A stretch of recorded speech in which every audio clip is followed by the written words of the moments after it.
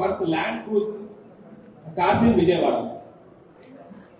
ఒక విషయం దయచేసి అందరు గమనించాలి. గౌరవ ముఖ్యమంత్రి గారైనా గౌరవ మంత్రివర్యులైనా యావత్ ప్రభుత్వం ఎప్పుడైనా సరే వాళ్ళ సెక్యూరిటీ అనేటటువంటిది పోలీస్ వాళ్ళు ఇంటెలిజెన్స్ వాళ్ళు చూసుకుంటారు.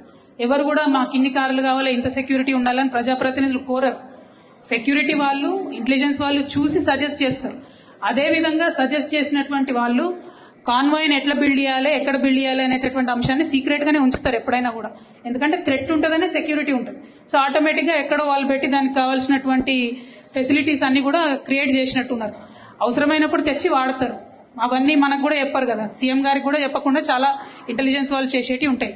మరి ఇప్పుడున్నటువంటి సీఎం గారు ఏమన్నా ప్రత్యేకంగా కోరుతున్నారేమో నాకు తెలియదు. కానీ గత 10 ఏళ్లుగా మేము ఎప్పుడు కూడా ఇంత సెక్యూరిటీ ఉండాలి అంత సెక్యూరిటీ ఉండాలని కోరలేదు.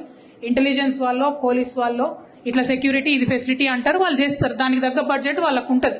దానిలో పెద్ద అంశం చేసి దాని మీద వెటకారంగా మాట్లాడటం, ఏదో సీక్రెట్ గా విజయవాడలో దాచుకున్నాం, ఆ ఏడ తయారవుతుందో ఎవరికి తెలియదు, ఏడ దాచి పెడతారో ఎవరికి తెలియదు.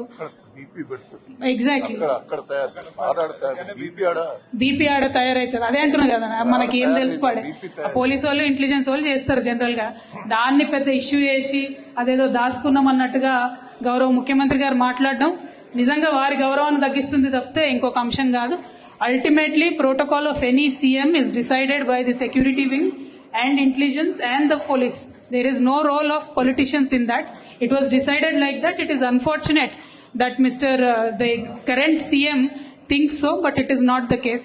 But since you have asked me in English, I want to make one thing very clear. We are from the state of Telangana, from the district of Warangal, demanding a national project status to be given to the South Indian, very big popular Jatara, which is called as South Indian Kumbh Mela, the Sammakka Saralamma Jatara.